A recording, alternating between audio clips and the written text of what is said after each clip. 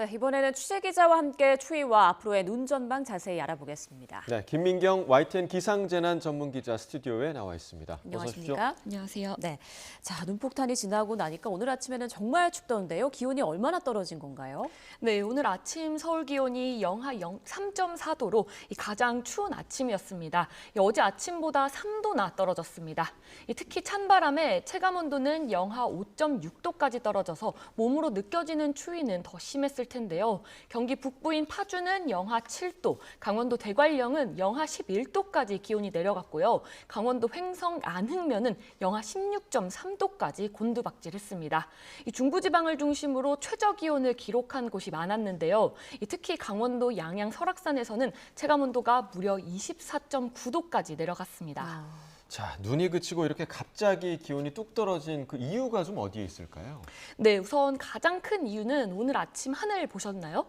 어제와 다르게 굉장히 맑았습니다. 예. 이 구름이 사라지면서 밤사이 지면에서 열이 빠져나가는 복사냉각 효과가 커졌기 때문인데요. 여기에 곳곳에 녹지 않고 쌓여있는 눈도 한몫했습니다. 이 눈이 쌓여있으면 눈의 수분이 공기 중으로 날아가면서 열을 뺐기 때문에 온도가 더 떨어지게 됐는데요. 이 손에 알코올을 묻히면 이게 날아가면서 순간적으로 시원해지는 것과 비슷한 원리입니다. 네, 말씀해 주신 것처럼 날이 춥다 보니까 눈이 녹지 않고 여전히 쌓여있는 곳들이 많았는데요. 이렇게 쌓여있는 눈을 특히 조심해야 한다고요? 네, 맞습니다. 이번 눈이 무겁고 습기가 많은 습설이라는 말 많이 들어보셨을 겁니다. 이 습설과 반대인 건설은 이 스키장에 있는 눈을 생각하시면 되는데요. 건설은 수분이 없어서 기온이 낮아지더라도 눈 알갱이, 결정 자체로 뽀득뽀득합니다. 하지만 습설은 얼어버리면 얼음이 되면서 더 딱딱해지는데요. 이 비유하자면 냉동 만두를 생각하시면 됩니다. 예. 이 냉동 만두를 바로 냉동실에 넣지 않고 늦게 넣으면 이 만두끼리 붙어서 떼기 어렵게 덩어리가 되는 경험 네. 한 번쯤 맞아요. 있으실 텐데요. 이 습설도 잠깐 녹았다가 밤사이 기온이 낮아지면서 얼면 이 단단한 얼음 덩어리로 굳어버리는 겁니다. 예. 그래서 빙판길로 변할 수 있기 때문에 이 눈이 남아있는 곳에서는 특히 주의하셔야 됩니다. 네, 이렇게 비유해서 설명을 해주시니까 훨씬 더 잘 네. 이해가 좀 되는 것 같은데, 그런데 오늘 퇴근길에 눈이 또 온다고요? 네, 하지만 이번에는 큰 걱정하지 않으셔도 될 것 같습니다. 이 구름 상태를 볼 수 있는 레이더 화면 보실까요? 오후 2시 레이더 화면입니다. 이 서쪽 지역을 중심으로 이렇게 구름이 산발적으로 들어와 있긴 한데요. 이 서해상에서 남아있는 구름대가 이렇게 들어오는 건데 이 기온이 영상권인 이런 남부지방에서는 비로 그리고 중부 곳곳에서는 눈과 비가 섞이거나 눈으로 내리는 곳이 있겠지만 이 눈이 날리는 곳이 많아 쌓이지는 않을 걸로 보이는데요. 사실 오늘 오후부터 밤까지 수도권에 1에서 5cm가량의 눈이 예상됐었습니다. 하지만 비구름이 당초 예상보다 약하게 들어와서 기상청이 예상 적설량을 대폭 수정했는데요. 최고 5cm의 눈이 내릴 걸로 보였던 경기 남부는 1cm 안팎으로 그리고 서울과 경기 지역은 눈이 쌓일 정도는 아니고 산발적으로 빗방울이나 눈이 날릴 가능성만 있다고 전망했는데요. 다만 제주 산간에는 내일까지 많게는 7cm, 충청과 호남, 영남 내륙에는 오늘 밤까지 1에서 3cm의 눈이 더 내릴 걸로 보입니다. 네, 어제는 보여주셨을 때 이게 비구름으로 치자면 장마철 수준으로 비구름이 굉장히 강하게 들어왔는데 이제는 좀 많이 약해졌네요.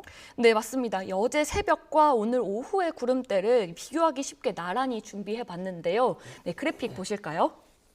왼쪽이 어제 자정의 눈구름대의 모습이고요. 오른쪽이 초단기 예측에서 나온 오늘 오후 6시의 눈구름대의 모양입니다. 예. 확연히 차이가 나죠. 예. 근데 어제 새벽에는 이 장마철에 볼 법한 이런 띠 모양의 비구름대도 보이기도 했었는데요. 이 그제와 어제는 이 찬 공기의 중심이 이렇게 우리나라 중심에 있었다면 지금은 대기 정체가 해소되면서 찬 공기의 중심이 이렇게 북동쪽으로 빠져나갔습니다. 정리하면 어제 자정에는 기압골이 이렇게 강하게 들어왔던 반면에 오늘 오후에는 중심이 지나고 나서 이 남아있는 기압골이 이렇게 마지막으로 영향을 약하게 주기 때문이라고 이해하시면 좋을 것 같습니다. 네, 자, 보여주신 구름대만 보더라도 확연하게 좀 다른 모습을 볼 수가 있었는데 이 지난 이틀 동안 폭설이 온 건 정말 이례적이었던 거죠?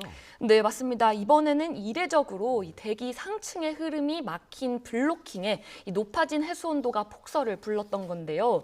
특히 특히 서해에서 발달해온 눈구름에 더해서 이 내륙에서도 11월 하순임에도 불구하고 대기 중에 수증기가 워낙 많았던 것도 영향을 더했습니다. 온도가 높으면 대기가 수증기를 머금을 수 있는 이 물탱크의 용량이 커지는데요. 보통 11월 말쯤에는 낙엽도 지고 이 대기도 점차 건조해지고 해야 되는데 이례적으로 고온 현상이 이어져서 온도가 계속 높았다 보니까 이렇게 대기 중에 수증기가 많았던 겁니다. 하지만 앞으로는 한기가 점차 내려오면서 기온이 낮아지고 공기가 점점 식으면서 이 대기도 점차 건조해질 걸로 보입니다. 네. 자, 그럼 앞으로 눈이 내리면 이 정도의 폭설은 보기 힘들까요? 어떻게 예상되나요? 네, 이 찬 공기가 한 차례 지났다고 해도 이 바다는 열을 품을 수 있는 용량 자체가 커서 이 서해 온도가 한 번에 식지는 않거든요. 이 당분간은 아니지만 첫눈부터 극값을 기록했기 때문에 이번처럼 이런 블로킹 같은 조건들이 맞물리게 되면 올겨울 언제라도 이번 같은 폭설이 쏟아질 수 있습니다. 이 겨울이 이제 시작하는 만큼 올겨울 내내 눈이 예보되면 긴장을 늦추지는 말아야 할 걸로 보입니다. 자, 언제라도 쏟아질 수 있다. 왠지 좀 무서운 느낌이 좀 드는데, 자, 마지막으로 주말 날씨도 좀 전망을 해주시죠. 네, 우선 제주도와 호남 지역은 일부 지역 이제 지형적인 영향으로 눈과 비가 내리는 곳이 있을 걸로 보입니다. 이 아침까지는 영하권의 추위가 이어지다가 낮에는 기온이 조금 오르겠는데요. 하지만 예년 수준의 쌀쌀한 날씨는 계속 이어지겠습니다.